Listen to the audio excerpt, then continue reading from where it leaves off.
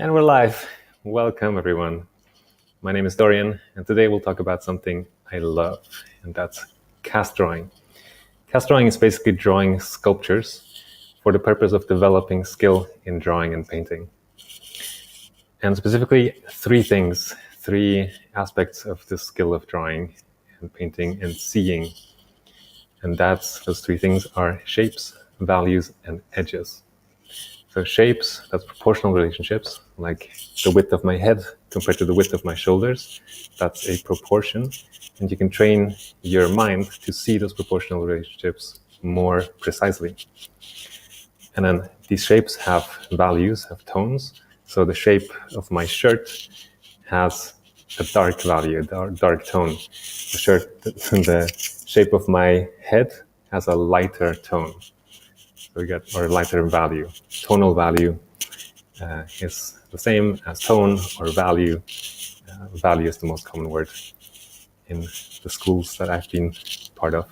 So shapes, values, and then edges, sometimes also called transitions. That is how those shapes of different values meet each other. So the dark shape of my shirt is meeting the background with a sharp edge, a sudden transition, whereas maybe the shadow under my collar is creating a soft edge, a soft transition. Those things are really what you can practice perfectly with drawing sculptures, and specifically drawing plaster casts, which are duplicates of sculptures made in plaster, which means it's white, it's a uniform material, so the light falls on it in a very clean way. It's perfect for studying light and form. So let's go to presentation mode here. I will give an overview of the process of drawing casts or sculptures in charcoal and show some tips that I've learned from doing this myself and from teaching it. And then I'll do a demonstration in Photoshop, because you'll see why. I have a tablet here, and the reason is that it's way slow to do in charcoal. So this image here is at the end of the project. The drawing is on the left, the sculpture is on the right. And this probably took me about 4 months of work, 3 hours a day, maybe 5-6 days per week. So it's a serious time investment, but I know for myself it's paid off to put that time. Hey, Dorian? Yes. Can you switch your mic to the Mac Air?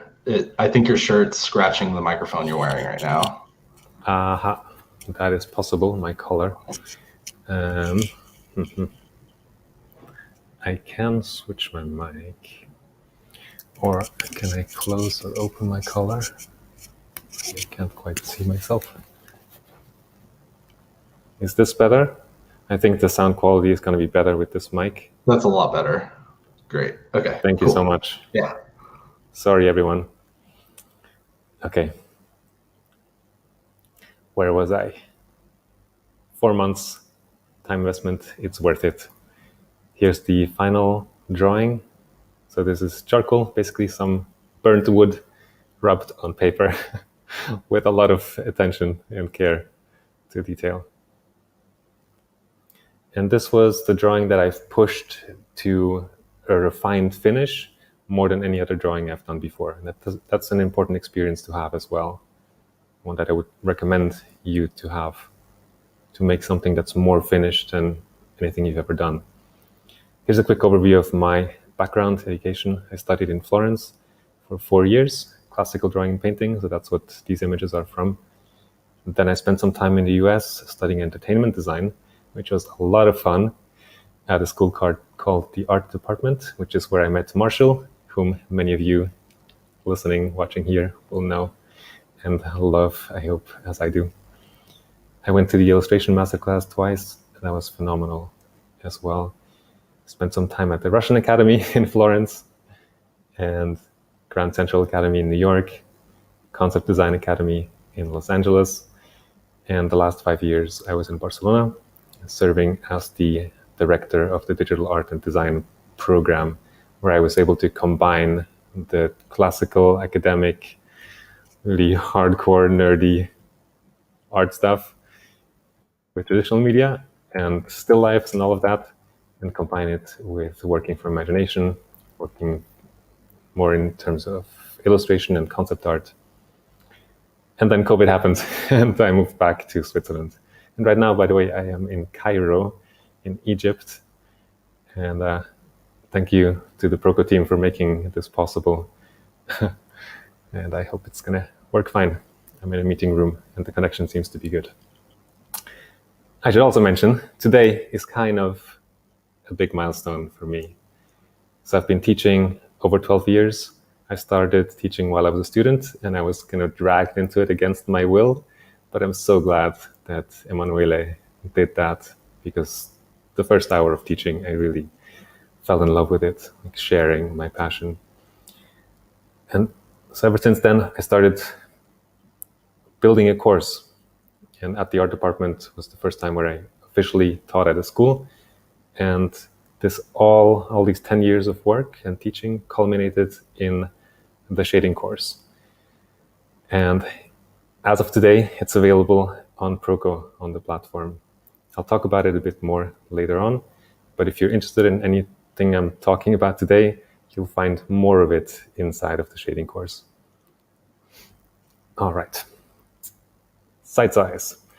Sight size is the method of drawing, of setting up your subject next to your drawing. So here's the sculpture, and then charcoal drawing here from one student, or that's mine, and then charcoal drawing here from another student. We were always sharing setups. And here's the final drawing. So sight size means that my drawing is the same scale as the original. And that's helpful, especially in the beginning, to check for proportional mistakes. Like a word of caution, don't become too reliant on working in sight size. If you're maybe right now studying at an academy, one of these classical academies that are popping up all over the world, also practice drawing at different scales than your subject. We want to be free. We want to be able to create on the spot, not be restricted by having it just a certain way. At least I do.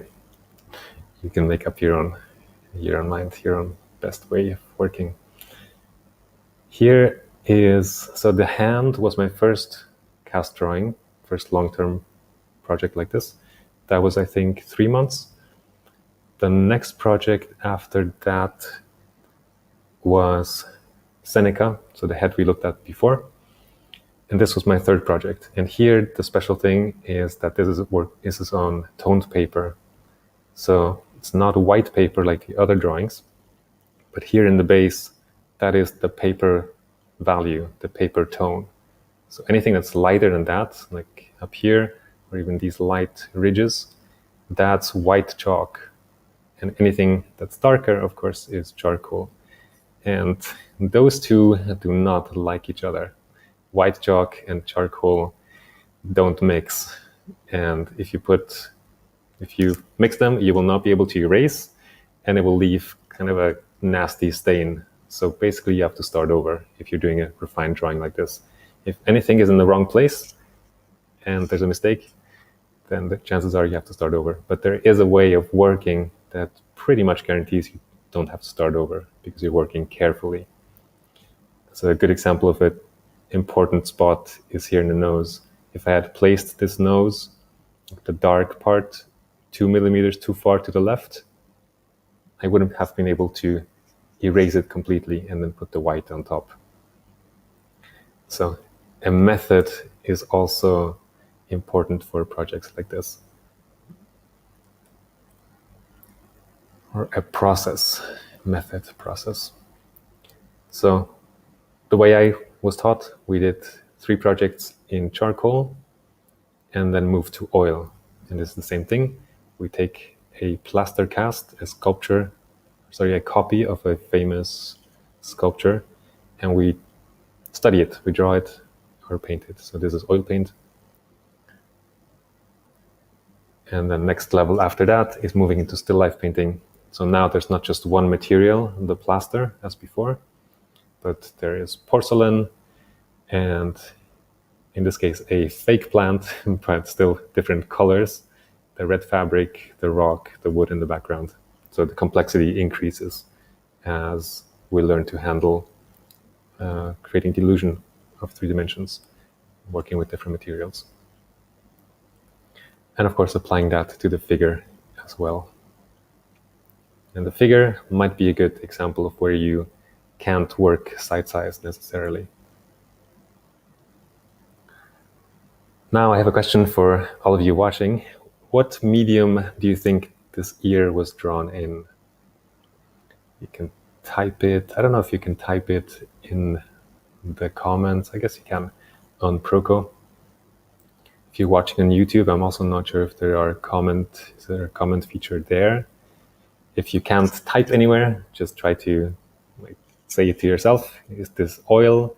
Is it pastel? Is it gouache? And I will zoom in, and those of you who have some experience working digitally can tell that this is a digital painting. So this is one of the things we did at Barcelona Academy when I was teaching there, doing cast painting, but in Photoshop or other painting programs. This one as well. And so this painting, I believe, was done in a couple days. I think 2 weeks at the max. And in charcoal, in charcoal or in oil, it would just take a lot longer. And this is not completely finished. We could push this further. You can see it's quite efficiently painted, quite simply. So we have all the form reading well.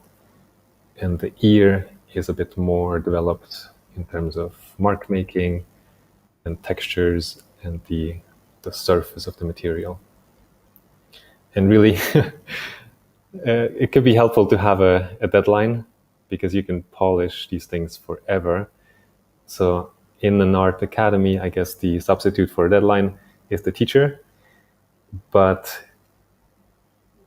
where I studied, the teacher was the one who decided when your project is done, not you, when you feel like, oh yeah, now I'm happy with it. Doesn't work like that. Teacher comes, takes a look, yeah, it looks pretty good, but over here, you can add this, you can polish this, you can push this. And I learned to see so much more when I was doing these projects.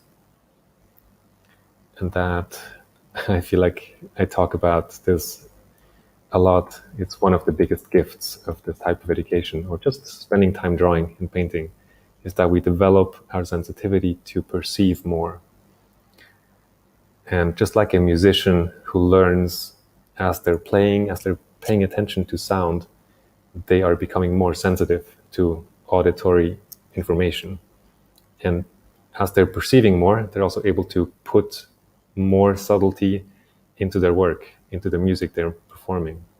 And they become, I think, a better channel or conduit for art to flow through them, to come out of them. So for us as visual artists, it's the same way. The more sensitive we are to visual perception, the more nuanced and subtle and rich the work that we can create becomes. And of course, there's the emotional aspect, there's the intellectual aspect or dimension. There's so much. I've added 2 things to the live stream on Proko. There's a downloads tab you'll find. There are 4 reference images there if you want to practice, if you want to follow along today. I'll be jumping around quite a lot in Photoshop as I'm painting, so you may not be able to work from my screen, but you can download the iPhotograph if you want to follow along as I'm demoing. Otherwise, any of these images, feel free to use them for any purpose. I took these photographs and I'm providing them for you. And there's also the cheat sheet for good habits for observational drawing. It's a 1-page PDF that I've added to the live stream download section. That could be something useful to print out and just have around in your studio. And let me need some water because I'm talking a lot. So 10 good habits. 1, stepping back. And you will see me zoom out in my Photoshop project. That's the same as stepping back. Then also mirroring. One of the tools we were using at the Academy is a small mirror. So looking at the sculpture and your work in the mirror flips the image, and it's like seeing a new image. The mistakes that you've become used to and that have become invisible, as soon as you use a mirror and flip the image, you will notice those mistakes much more easily. Squinting, like closing your eyes, helps to see values more clearly. Taking photographs helps, as you may have found if you have taken photographs of your work to post on social media. As soon as you take a picture, you see what's wrong, and you go back to the work, or at least I do that, and fix something and then take another picture. So you can take a picture for the purpose of seeing what's working and what isn't working. It's related to stepping back too. It's like seeing the essence of the image. And pausing, taking breaks helps a lot. Sometimes when I come back after 5 minutes, I also start seeing things that I hadn't noticed before. Then on the right are more conceptual things about light and shadow that are coming out of the shading course, actually. So separating light and shadow is very important if you want realistic shading. Knowing the light direction precisely is important or helpful. Using the modeling factors. If you don't know what these are, I have just updated an article on my website called 12 Things Most Artists Never See, or something like this.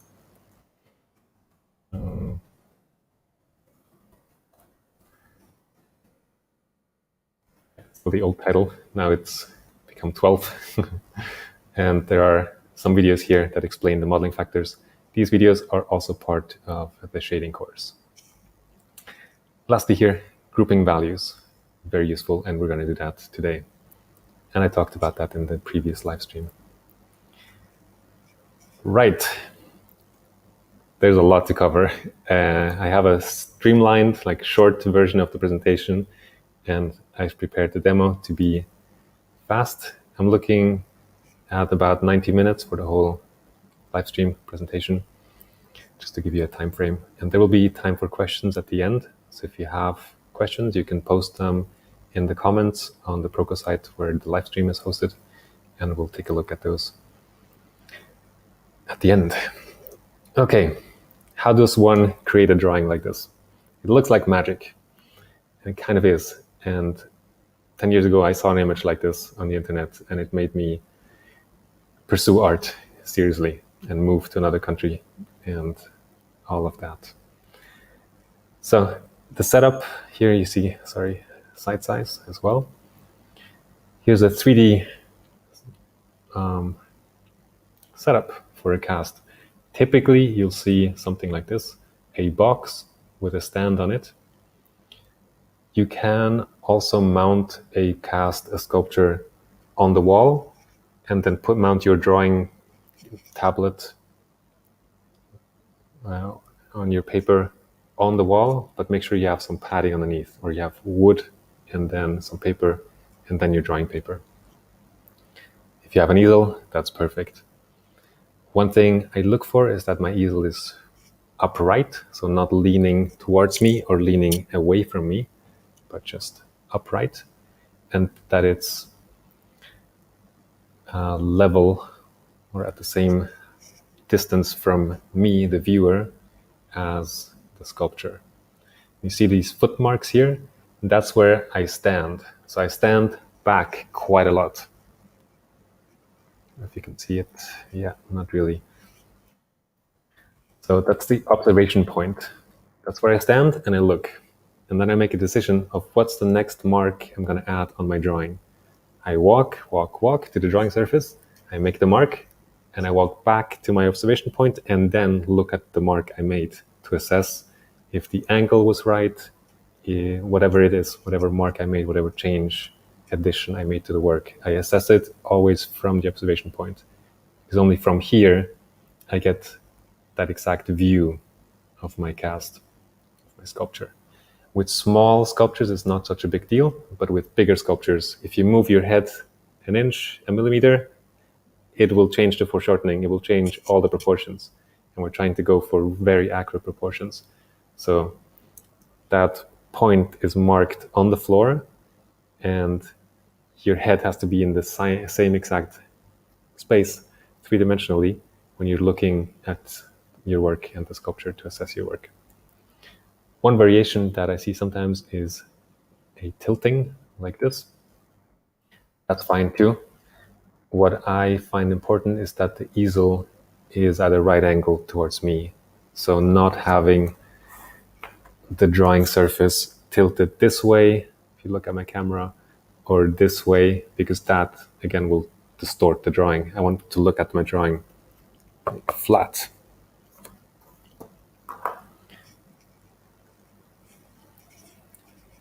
And here, so drawing surface is kind of in the middle of my sculpture. And I've heard two different approaches on bigger subjects. One is to have the drawing surface here marked in orange, to have it go through the center of the depth of the sculpture. So here the toes, that's the closest to the viewer, and the arm is the furthest away if we're looking from the front. And when you're placing your easel, you have to choose how much forward or back. So one way is to go in the middle, and one way, or one common thing I hear, is 1/3 in the front. And that's what I went for here in this setup. There's no mathematical law about this. If you bring it closer, push it further back, it will affect the size of your drawing slightly. Your drawing will be slightly larger than the sculpture or slightly smaller.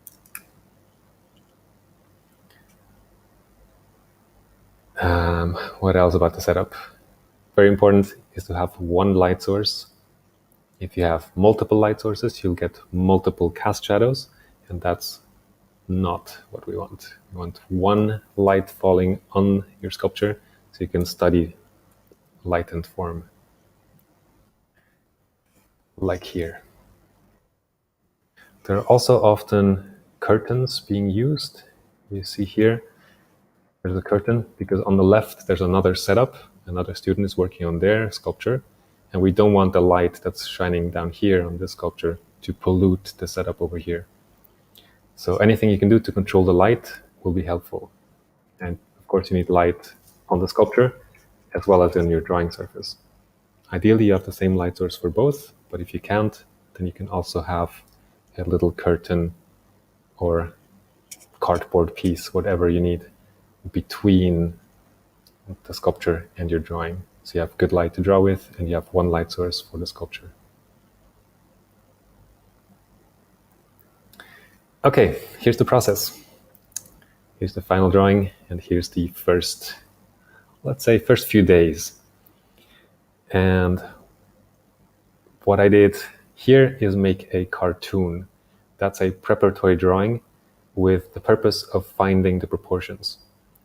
So this drawing will be thrown away. And we only make it to find the proportions.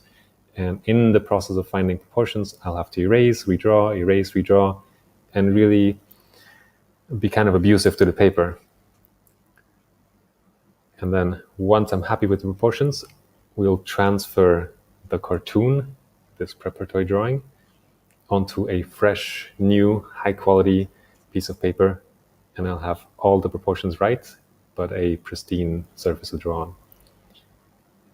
So this is a linear Blockin, and then I'll fill in the shadows, and I get a no-tone Blockin, or a two-tone Blockin.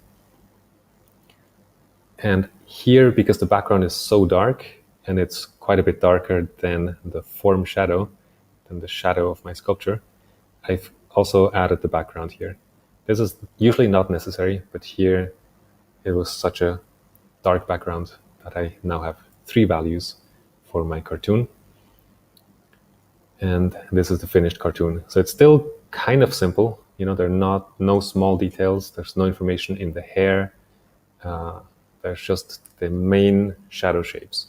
I want a drawing that is precise enough, that has enough information to make me feel comfortable that when I start, there will be no big mistakes, because remember, I can't erase very dark tones and just move things once I lay in the charcoal, especially in places like this, where we have a very light tone against a very dark tone.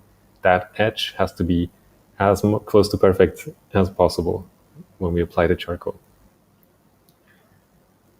All right, here's the transfer process. So I've put a transparent piece of paper on top of my cartoon, and I've traced all these lines of the shadow shapes with a red marker.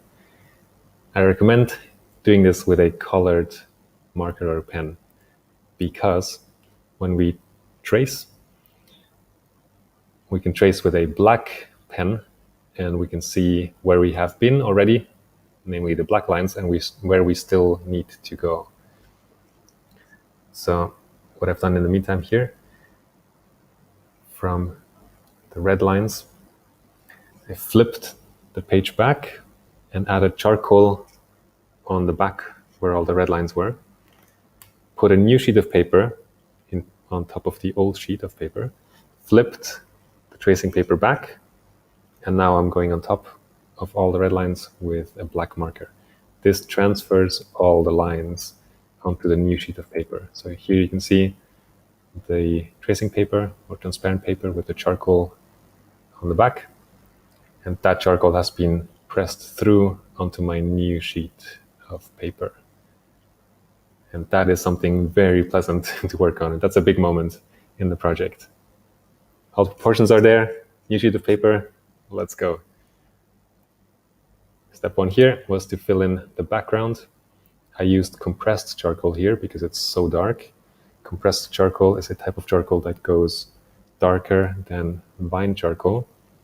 They don't mix so well, but in a situation like this, it can be used because it's a clear contour around my subject.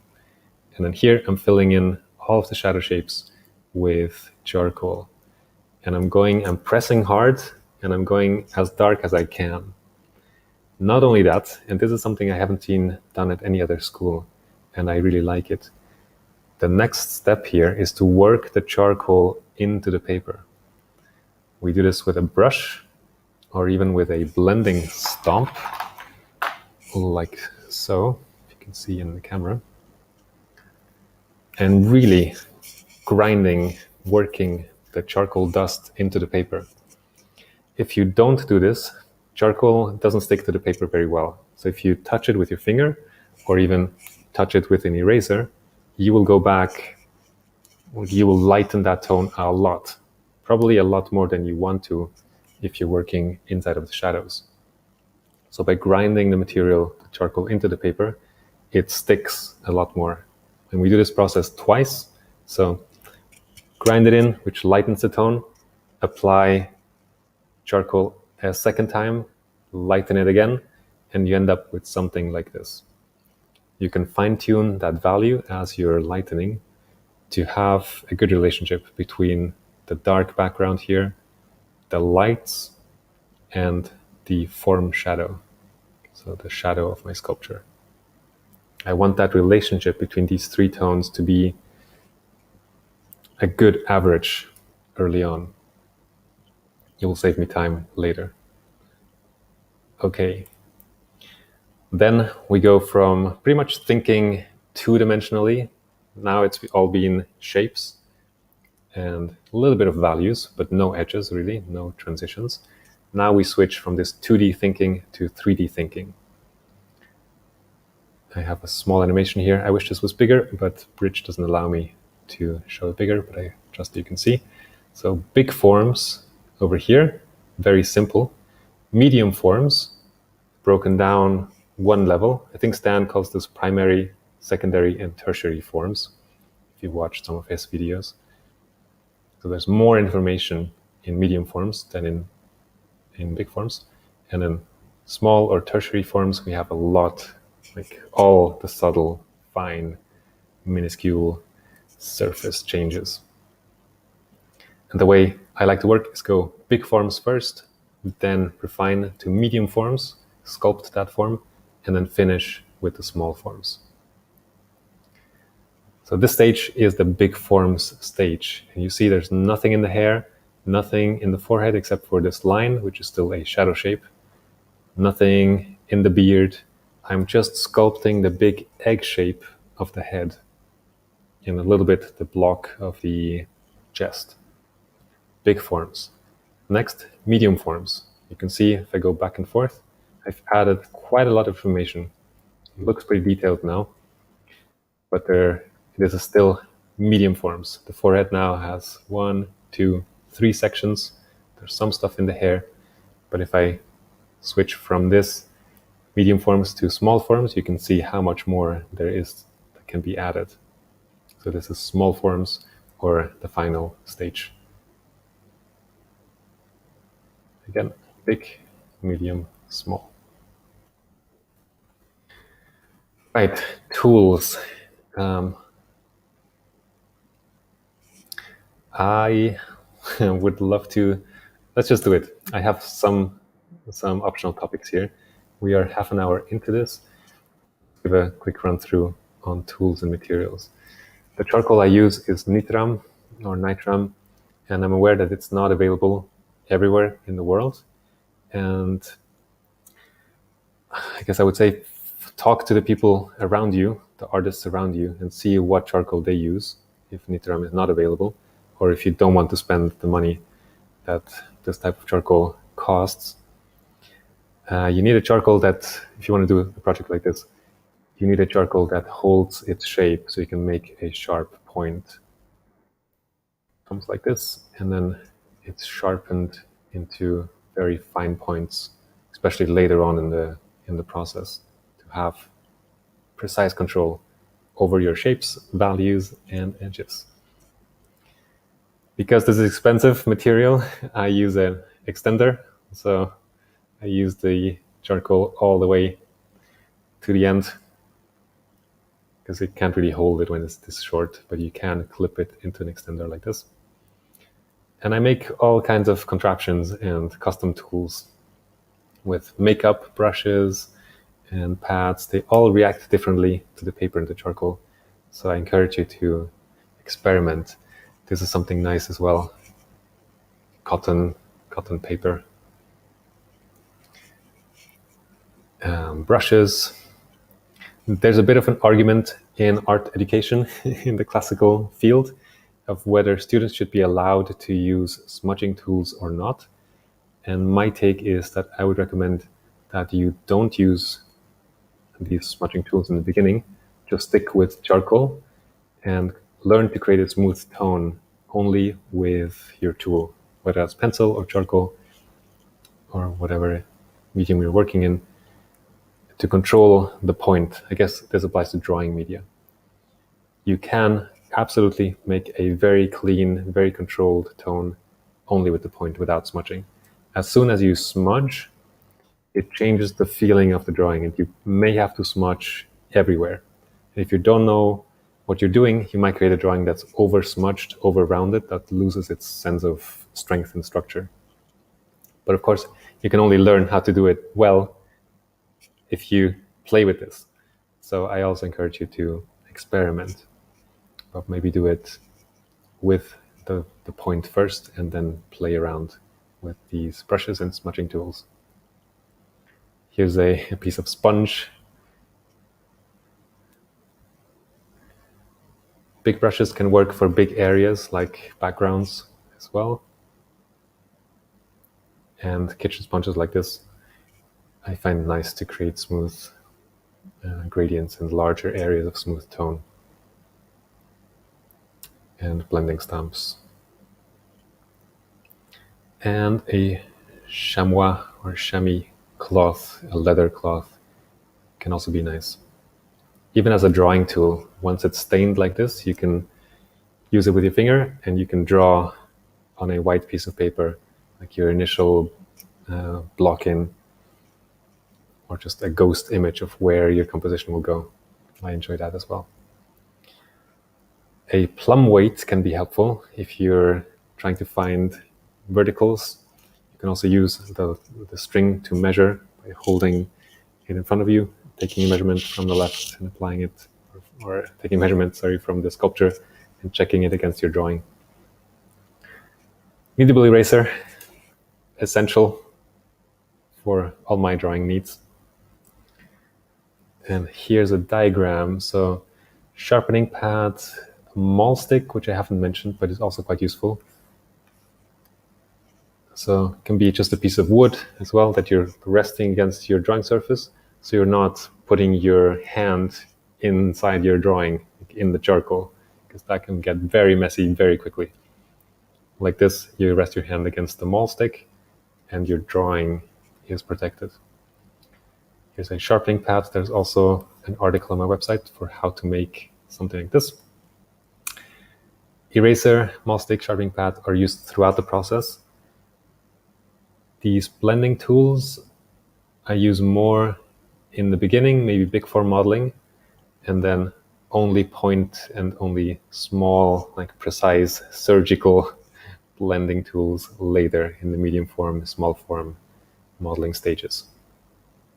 And here, also another trick, you can use your phone as a mirror.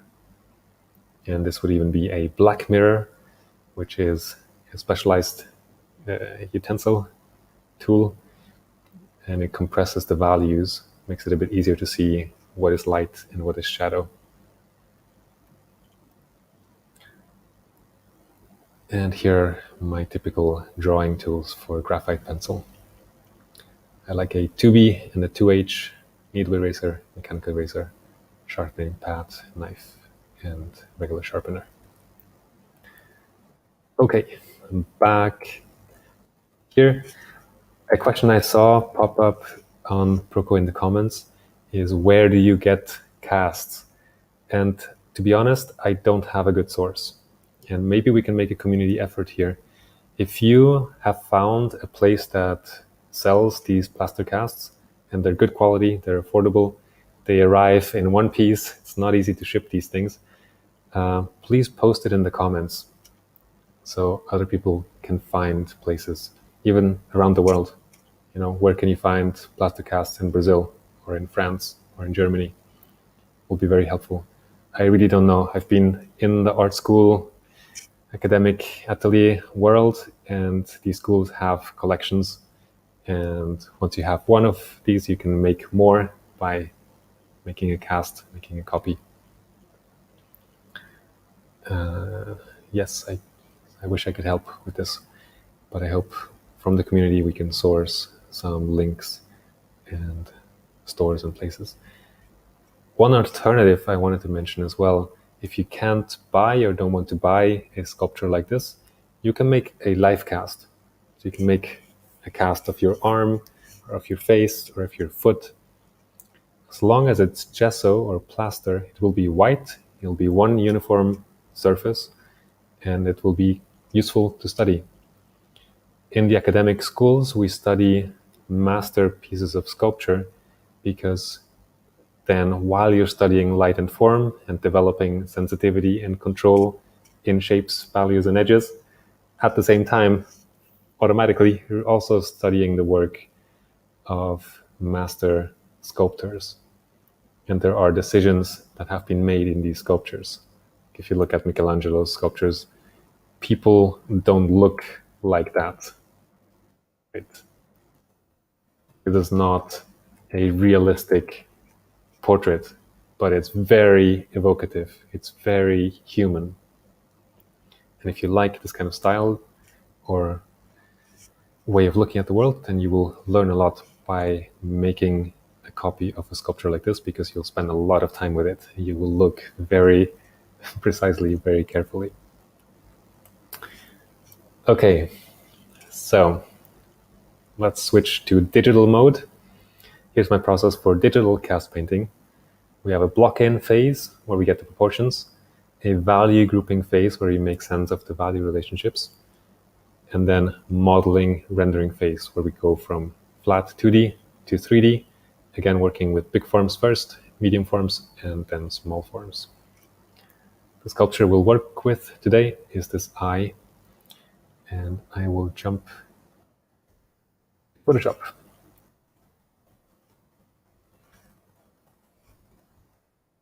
have my stages up here. We'll run through these stages. I won't be able to finish the whole eye completely, but let's see how far we can get. I'm giving myself, let's see how far we can get in 20 minutes. And then I can talk about the course and answer questions after that. Right, one more thing, one more useful article on my website. Go to dorianiten.com/how-to-draw. There's this walkthrough that takes you through different stages, and it's a bit more detailed, and I thought it might be useful to go through this quickly as well. So placement is the first stage, where we find top, bottom, left, right. We find the height to width relationship, and we place the drawing on the page. So for my eye here, I'll talk about this foot in a second. For my eye, I would start by placing top, bottom, so the bottom of the cast shadow, the top here, or actually probably the top here, because that's where the contrast is, and then left, right, so the extremes. And I would place that on my drawing surface, and now I can move this around. I can decide where I want this, how big I want it, if I want to do side size or comparative measurement. That's part of the placement stage. Then, once the placement is good, we're happy with that, we go to big shapes. So no details, again, looking for the biggest lines we can find, like down here in the cast shadow. That's a nice, or can be simplified into a nice straight line. Then medium shapes, so what we've broken down into very general statement, we break down to be more specific. Then toning in all the shadows, so we get a no-tone stage, a two-tone stage. And here I have also articulation, which is refining, making everything more precise, truing up our shapes. And then we switch to three-dimensional thinking. So big form modeling, the head being one big egg shape. Medium form modeling, you can see down here on the left also difference between big forms and medium forms. And then small form modeling, or finishing, adding all the small details like the eyelashes. So this page has a voice track as well, and I hope that's useful for you. Back here, I have this image because it shows these primary shapes and then secondary shapes. And this is what I call a block-in.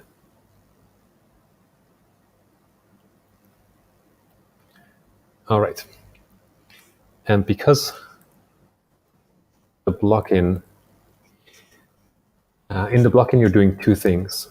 So if I put my top, bottom, left, right, and I start with my big shapes down here in the cast shadow, maybe the eye, brow angle, the bottom of the sculpture.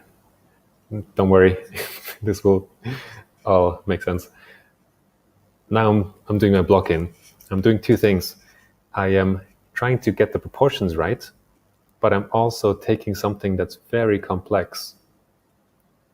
This eyebrow shape has a lot of variation up and down, soft edges, sharp edges, very sharp, softer again. And throughout the whole image, there's a lot happening. So the second thing you're doing is simplifying all of this into a block-in statement. Like here, this complex foot, and a simple foot, and then a very simple foot. And to show you how I think when I simplify, and to save us time, I'm going to do this on top. So the placement and block-in stage, I will do on top of my eye.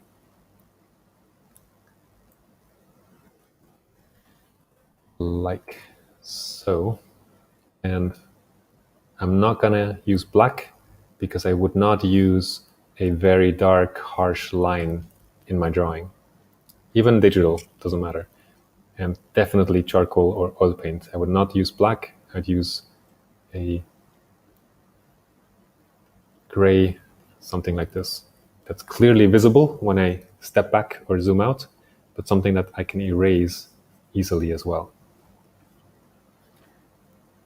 Okay, so I'll do this on top, and I will show you one of my favorite Photoshop tricks, which is the median filter.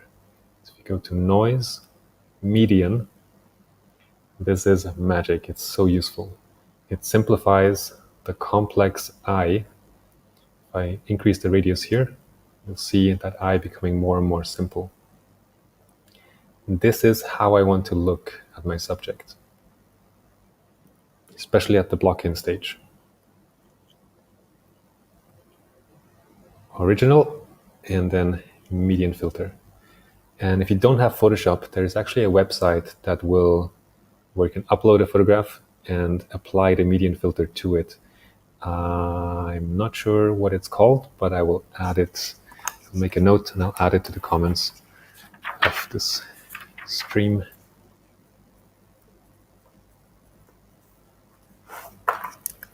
Okay, I'm adding also a white layer here on top, just so we can see my Blockin lines a bit more easily.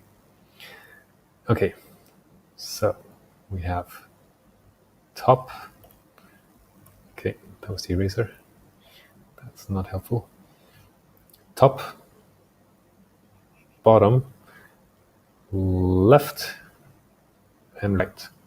And you'll notice that these lines are quite thick. They could be even thicker, but I do not want them to be thin.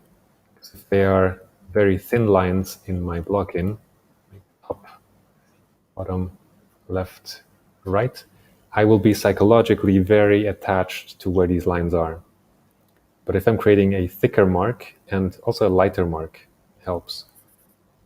So thicker and lighter, then I'm giving myself space to have my final line, as I'm developing my drawing more and more, be somewhere in this range. The final line might end up being here. And I'll get to that precision and truth throughout my process as I develop the drawing further. Okay, this is placement stage done. Top, bottom, left, right, height to width works. Now we are in the Notan Blockin stage. And I'm going through big shapes, medium shapes, and then filling in the shadows.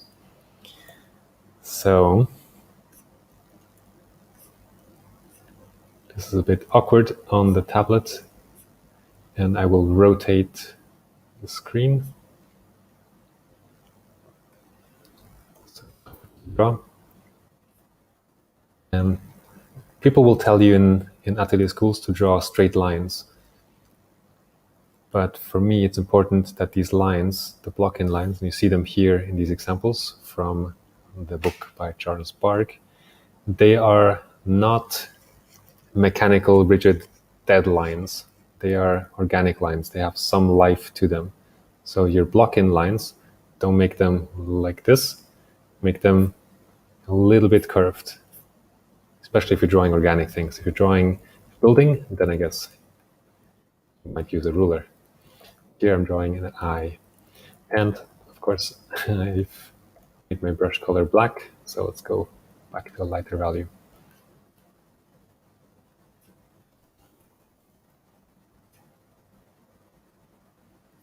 My strategy is basically looking for the biggest lines. I scan the whole drawing and I add whatever I find is the biggest line that I haven't drawn yet. And this is a difficult subject, I have to tell you, and you will find probably as you do this yourself, because it has a lot of subtle curves. And I am trying to organize these curves and simplify them.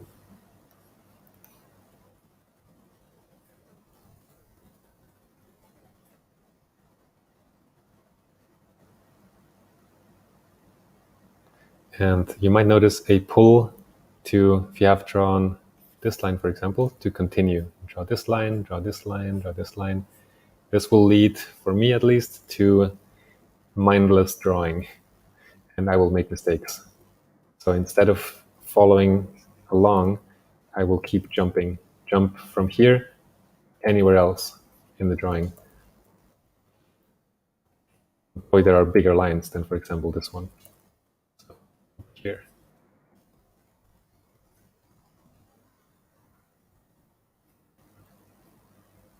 Here. So very soft edge. We can notice that already. I will make my Blockin line and just kind of mental note to self. That will be a soft transition at the end.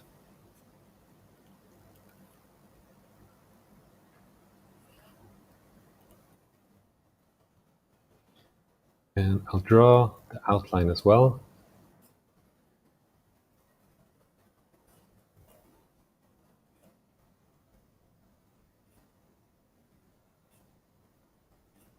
One nice continuous line. Close enough.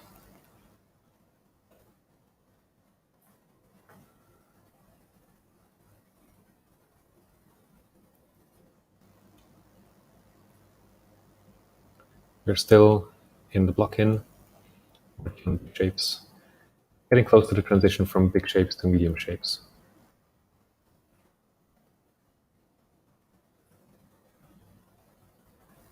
So here there's also quite a lot happening. If I turn this layer off, and we have to decide, or I have to decide, how do I want to simplify all of this activity?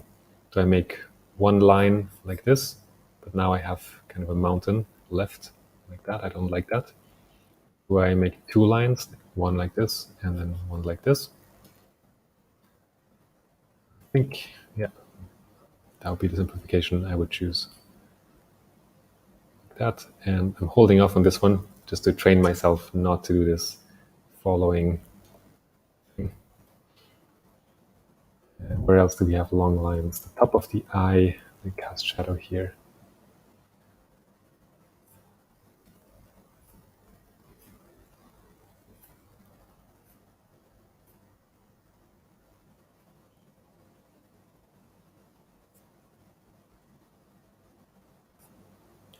And when there are curves like this, you can usually find a high point.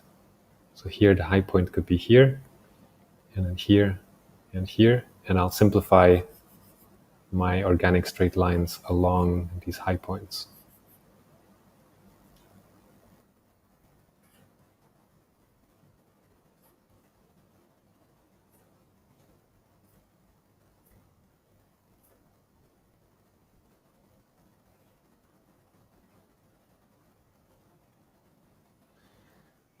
Okay, I'm looking at the clock, and I think the more interesting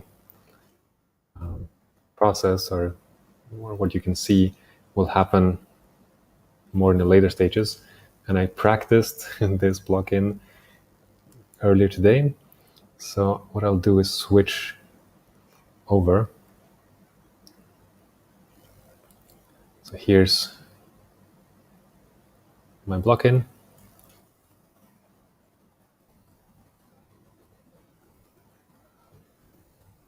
With now the medium shapes also included. To go from this Blockin to a notan stage, we fill in the shadows.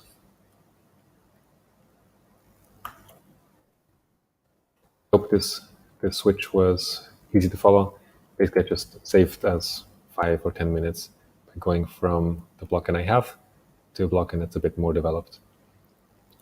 Then with the same shadow value, we just fill in all of the shadow tone, the shadow shapes.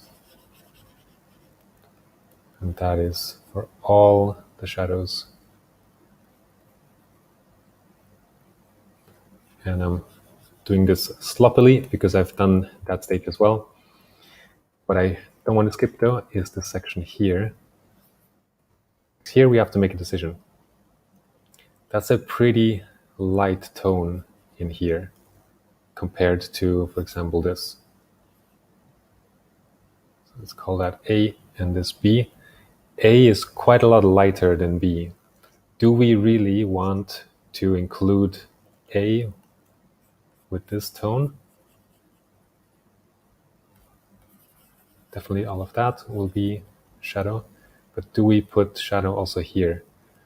And the way I've learned it and the way I think it makes sense is to say, yes, this is actually also shadow. It's past the terminator or the shadow line, which is going through here. This is terminator, which puts all of this into shadow. It is only light because there's a lot of reflected light from this surface shining back into this area. But it's still shadow family, so I would tone it in as shadow. And I have done that as well.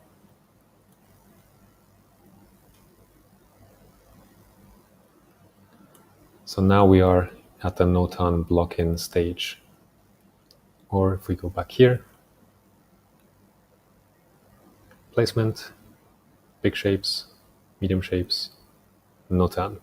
That's where we are. Now I'll take this over here and let's figure out values. Typically, I use 3 to 4 values and never more than 5. So I make a little palette for myself, let's say 4 values, value groups. We can start with the darkest. So the darkest would be here, the cast shadow. And we can decide if we want to group all of the form shadow together with that same value group. If we do that, then we have our darkest group like this.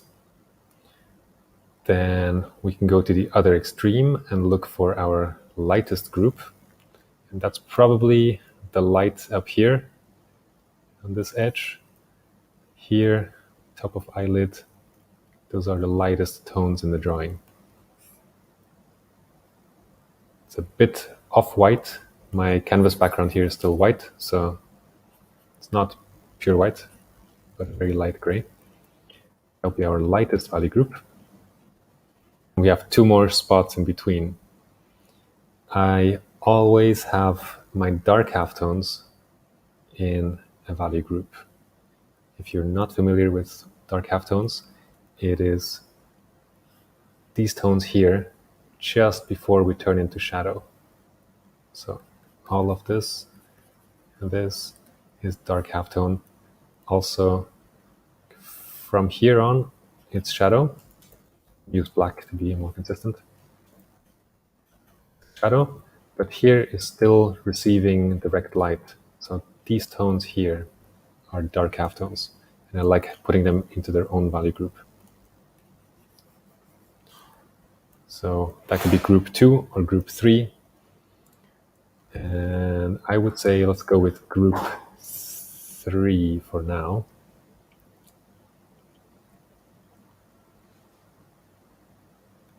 That looks a bit dark. Maybe like this. And label in my here. This is group 4. Group 4. Group 4. Maybe I'll adjust it on my image so we can see more clearly what that looks like. Since we are in Photoshop, I can just darken this whole tone in one swift sweep of the level adjustment instead of repainting. So I'm matching my shadow to value group 1. We could match the background as well.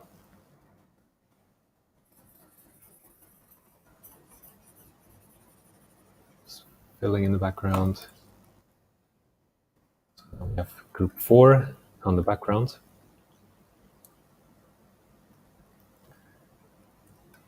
Group 3 will be in here. See, and I would include the areas where we have a lot of reflected light. So I would call this group 3 too.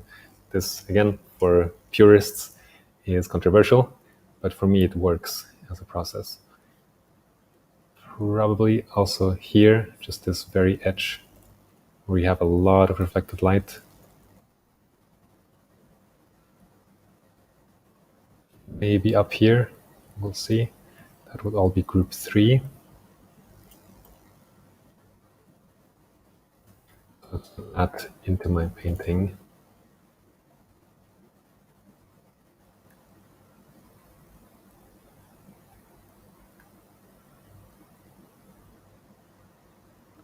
By doing this, I'm already starting to create some volume. I'm softening some of the edges. But I don't want to get carried away into rendering. I'm just placing my value groups and establishing the value relationships among those groups.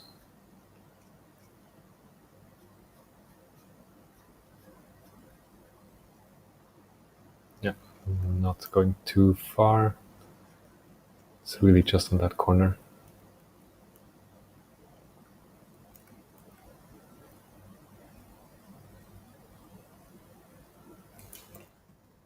Let's do it.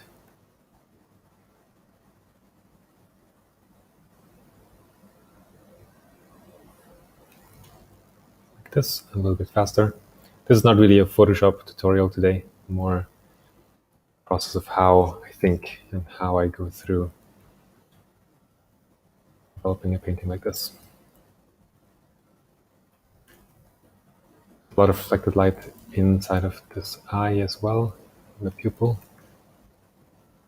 Group that with value 3. And then we can choose, I think we can even go a little bit darker with our darkest dark. And I think it would be nice to have a value, a tone that separates the shadow side of the eye from the cast shadow. So we have number 2 still available. Let's do that. See what that looks like. A little bit too light. So I'm comparing the contrast here with the contrast here. And the mark I just made here stands out a bit too much. So I'm adjusting my value for this group down to be a little darker. That looks better.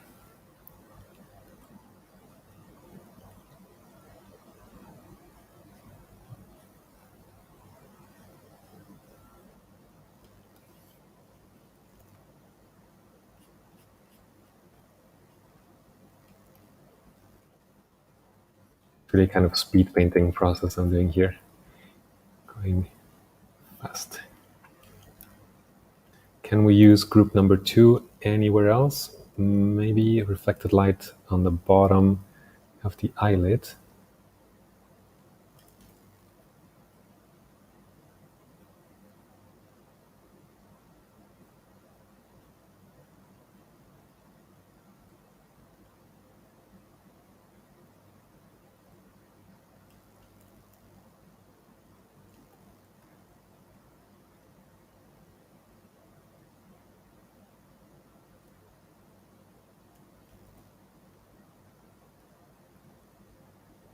Probably also here. There's a lot of reflected light here.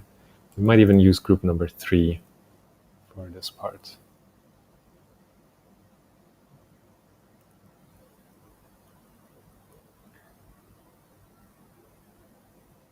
Okay, I think group number 3 is too dark to use down here for this shape. That's another halftone shape.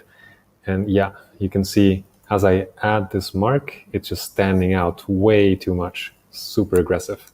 That means the value contrast is too strong and we can't include that halftone in our value grouping stage where we are now. We'll get there, but now we need to be focused and organized. So it's a bit rough for my taste as a value grouping stage. The proportions are not as accurate, but I think overall it's close enough and we can continue to big form modeling.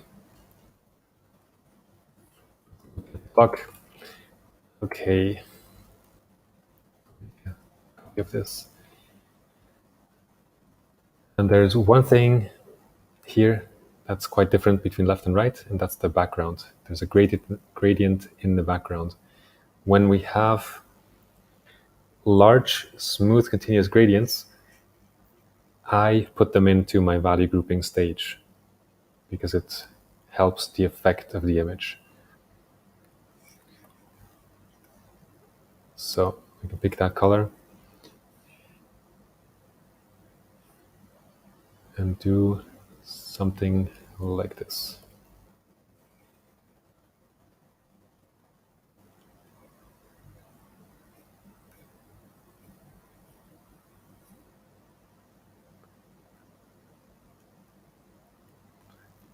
Okay. So big form modeling means I'm trying to understand my subject and show the volume. Let's get rid of my numbers here.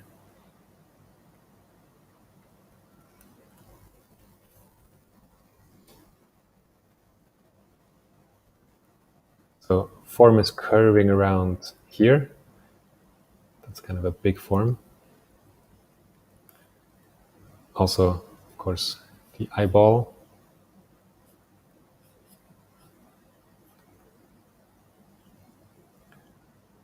Probably this eyelid we can include in big form modeling. Not too much happening throughout here. But then, yes, here, the eyelid. So I'll try to show that form without getting sucked into the details.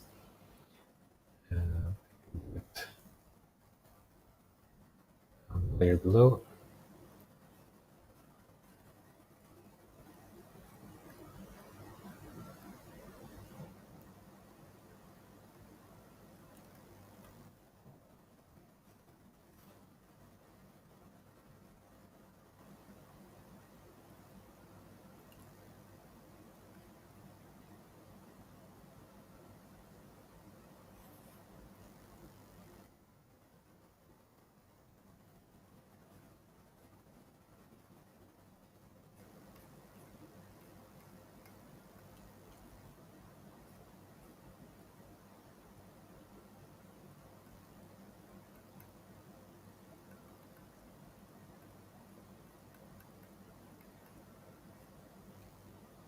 As I'm adding this shading, you start seeing the form turning and popping out, becoming more three-dimensional.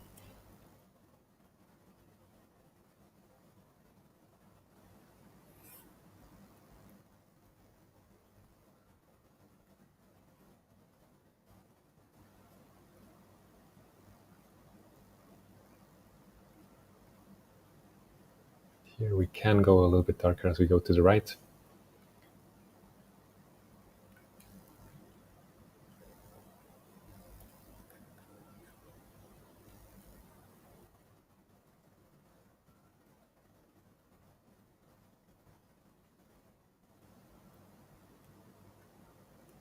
And generally work in the lights first and then go to the shadows.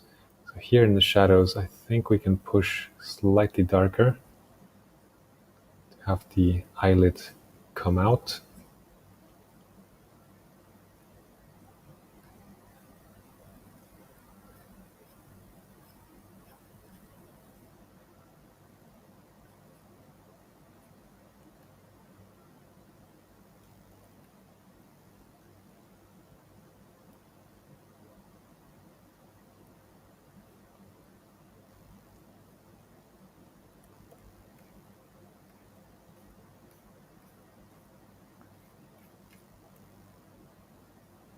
Okay, I think that's good enough for big form modeling. Now going to medium forms, just breaking it down one step further. I'm looking at the clock, maybe... Dun, dun, dun.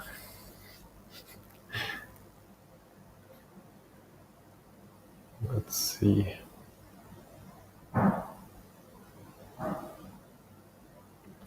Yeah, let's take this eye, bring it over.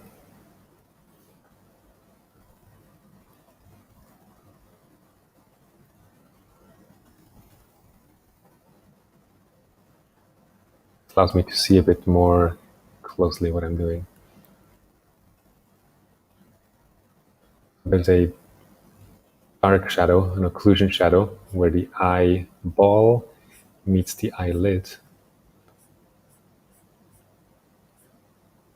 Adding this will help.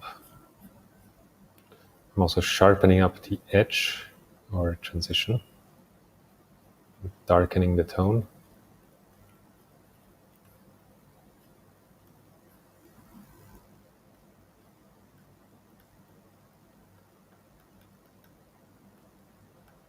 And this is what's called rendering, just fleshing out the form, adding more subtle shading.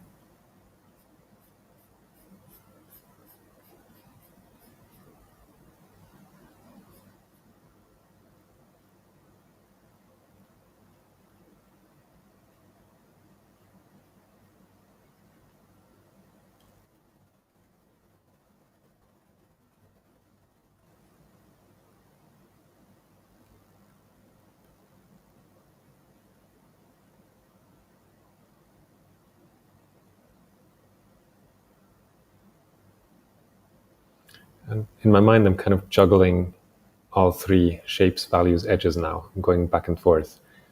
I'm making something lighter, but I'm also making it softer at the same time. I'm changing proportions, making something wider at the same time as making it sharper or softer.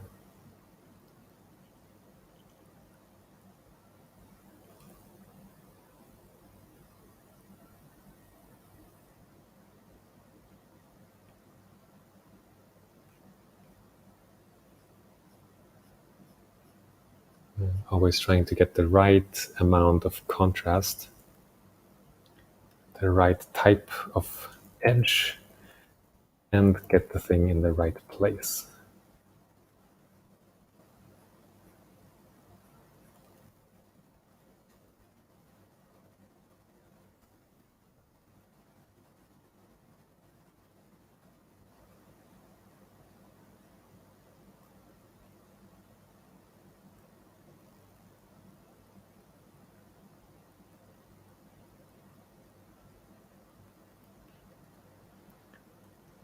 Okay, so it continues like this. Let's see, I have several takes of this. This is the most finished, maybe, but quite rough. Yeah, let's continue to talk a bit about the course and answer some questions. This is the process overall for digital cast painting.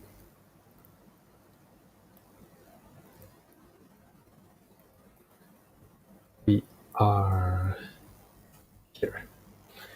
So, the shading course. Make it official.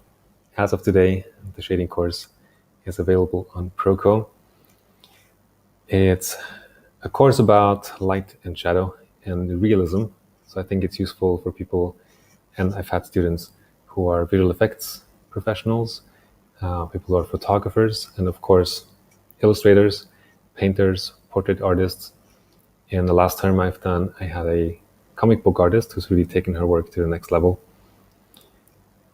And I'm proud and honored that some artists and teachers I really respect have endorsed the course and my teaching in general.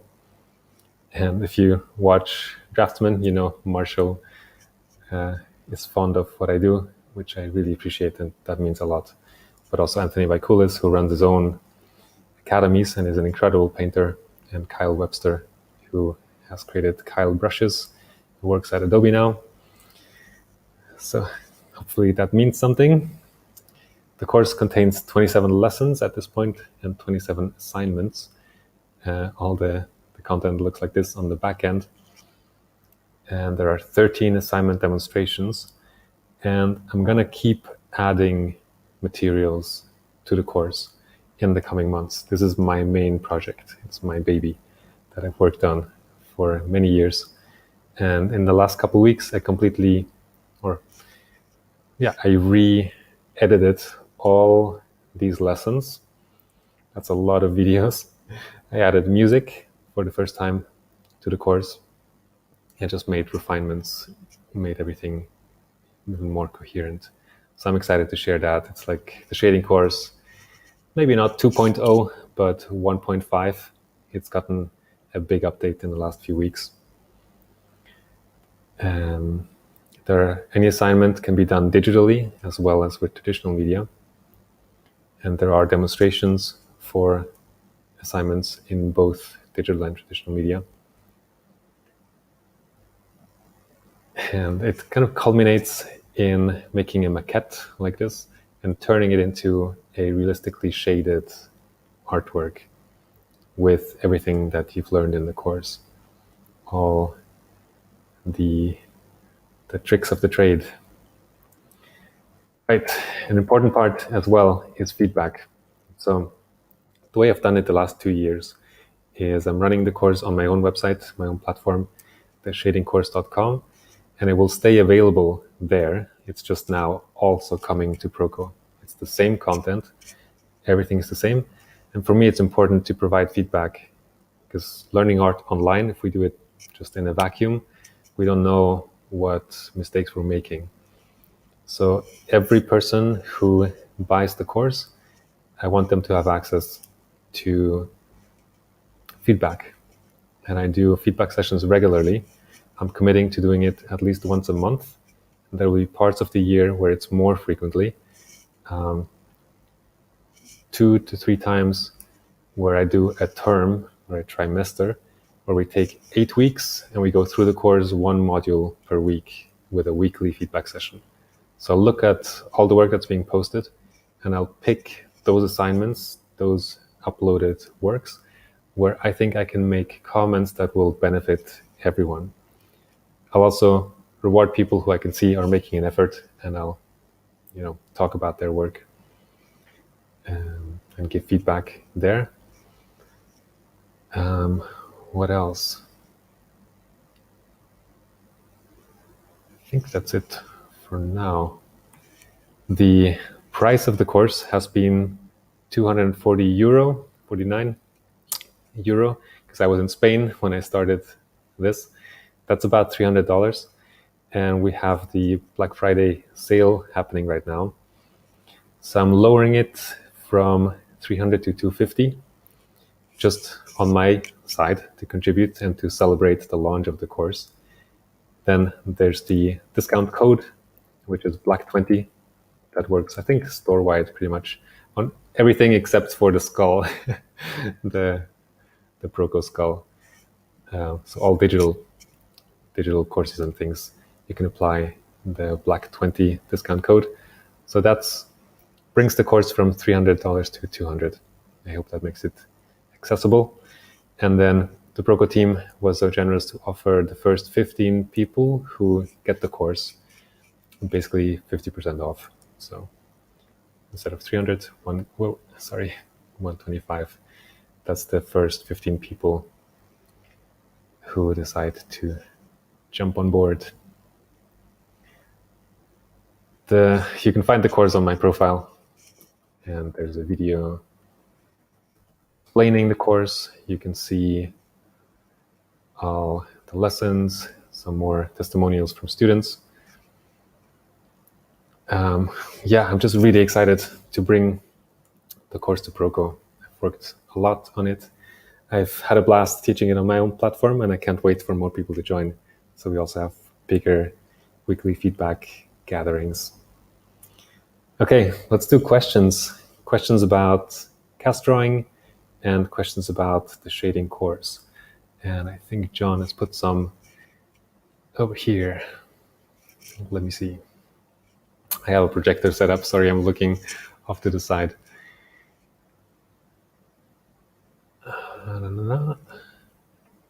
Okay, there's a question about buying casts and the size, and whether smaller life size, or bigger is ideal. And I would say life size is probably ideal. If you need to see more, you can always walk up to it. So you're preparing yourself to draw portraits, essentially, if that's something you're interested in.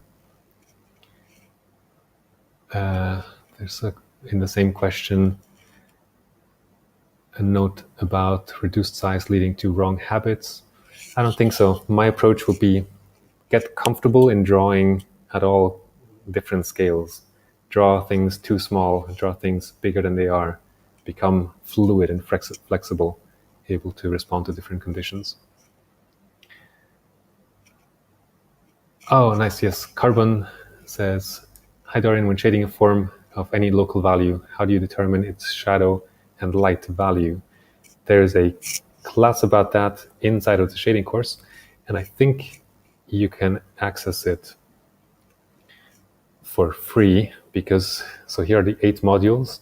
Every first video of each module, they're out of order here.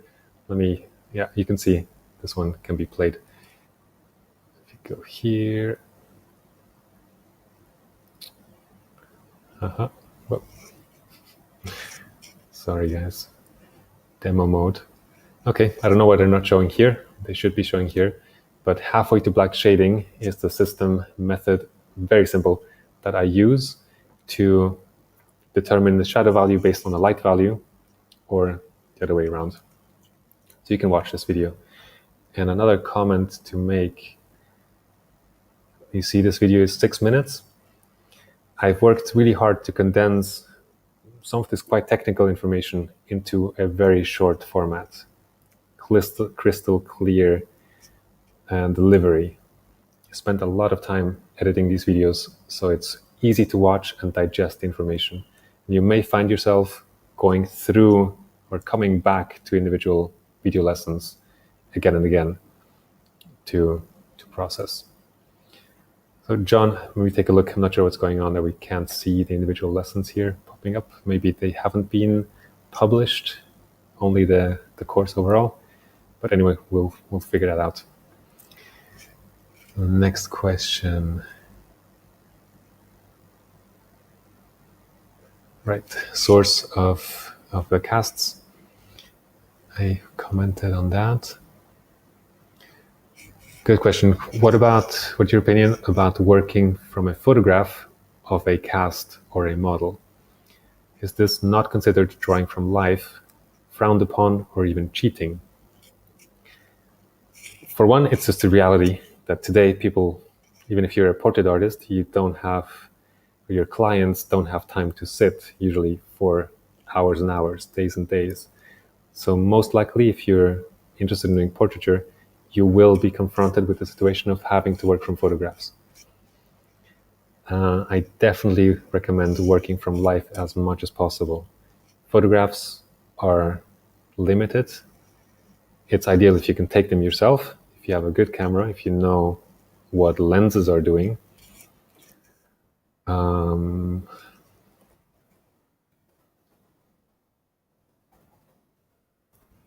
Let's see. Here's a lens going from a telephoto lens to a wide-angle lens. And I have this on a portrait as well. Quite intense to see. Oh yeah, here it is. Let's see. So wide-angle lens, you get like a huge nose and a strange head shape. And as you get more and more telephoto, from 50, 70 millimeters, you get something usable. So that's just something to understand. And if an artist doesn't understand this lens distortion, then it might hurt the quality of the work, basically. So look at the crazy difference in foreshortening and perspective effects from a wide-angle lens to a more telephoto lens. You don't want this to happen to the face, unless you do want it because you're exaggerating perspective. So is it cheating? I don't think so. Cheating is an opinion. Like, whatever. If someone tells you you're cheating and you know why you're doing it and it's benefiting you, it makes sense, then it doesn't matter.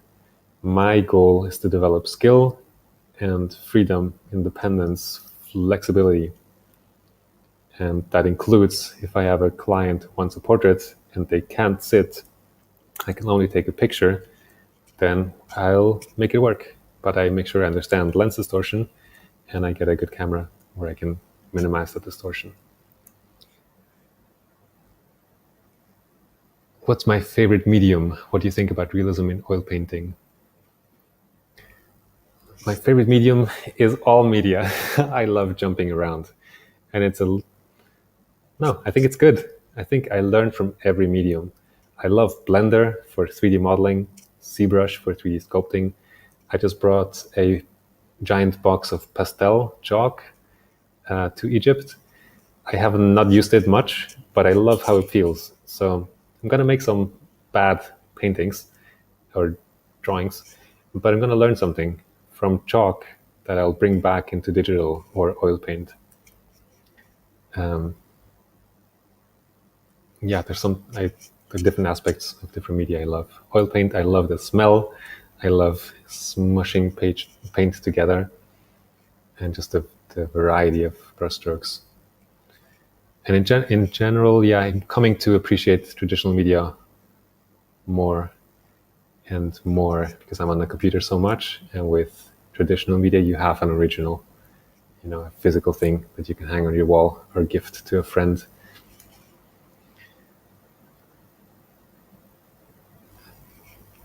Rambo Montol, if I'm saying that correctly, or Rambert Montalte. The entertainment industry emphasizes a lot on exaggerating halftones, especially in stylized styles, which makes everything lumpy and bumpy. Does this exaggeration happen because of no reference, or is it a stylistic choice for a more commercial result? Not sure. And do you have any advice for adapting an academic rendering style for everyday commercial or more stylized concept art and illustration? I think every project has different demands. And again, flexibility will serve you. If you can adapt the style, that means you understand what's going on. I think you can only tweak reality if you know the elements that create reality. What comes to mind for me first is this.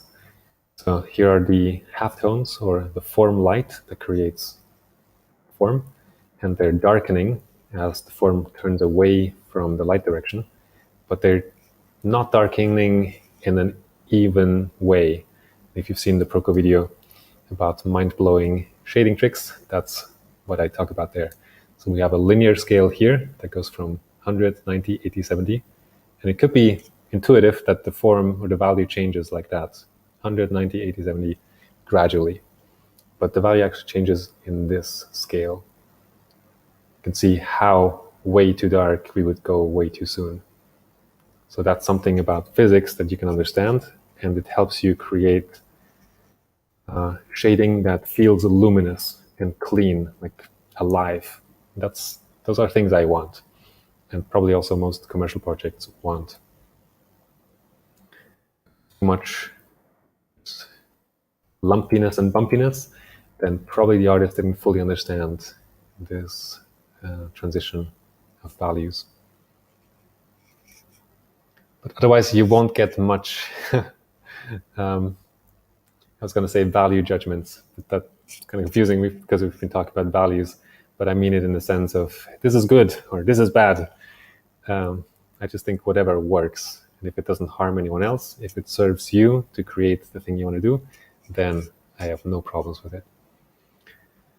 Why did you transfer your original cast drawing to a new paper? Why not do it right away from the first one? Basically to protect my paper and to make sure I don't have to start over. For a project that is as long, as involved as something like this, there might be big mistakes made early on where I have to erase quite heavily because I went too dark somewhere. That erasing damages the paper, and by transferring like this onto a new sheet of paper, this is pristine, untouched. Even if I have to erase somewhere, it's not going to damage it to the point where it will show in the final work. But yeah, the This is very nitpicky, tedious. The quality standards or desired perfection is very high. You don't need this for a quick sketch. But for an in-depth cast drawing, I would recommend it.